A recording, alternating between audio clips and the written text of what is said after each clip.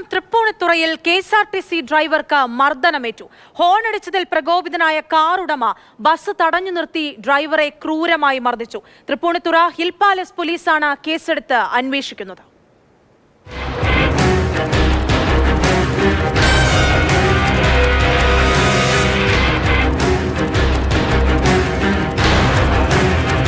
എറണാകുളത്തു നിന്നും കട്ടപ്പനയ്ക്ക് പോവുകയായിരുന്ന KSRTC ബസ്സിലെ ഡ്രൈവർ PS സുബൈറിനാണ് മർദ്ദനമേറ്റത്. തൃപ്പൂണിത്തുറ കിഴക്കേക്കോട്ടയിൽ വെച്ച് സുബൈർ മുന്നിലുണ്ടായിരുന്ന കാറിനെ മറികടന്നു പോകാൻ ഹോണടിച്ചു.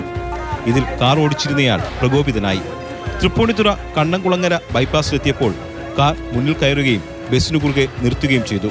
തുടർന്ന് കാറിന് പുറത്തിറങ്ങിയ ഡ്രൈവർ ബസ്സിലേക്ക് ചാടിക്കയറാൻ ശ്രമിച്ചു. ഇതിന് കഴിയാതെ വന്നപ്പോൾ ഡ്രൈവർ സീറ്റിലേക്ക് കയറുന്ന പടിയിൽ ചവിട്ടി നിന്നുകൊണ്ട് തെറി പറയുകയും സുബൈറിനെ മർദ്ദിക്കുകയും ചെയ്തു.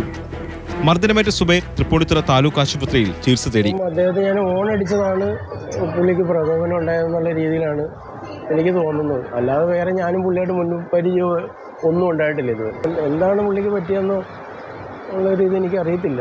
അങ്ങനെ പെട്ടെന്ന് പ്രകോപനമാവേണ്ട ഒരു സിറ്റുവേഷൻ അവിടെ ഉണ്ടായിട്ടുമില്ല.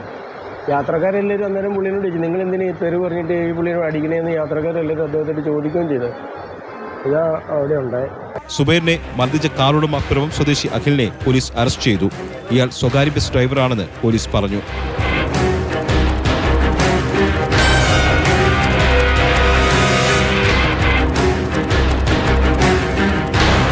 മാതൃഭൂമി ന്യൂസ്, കൊച്ചി.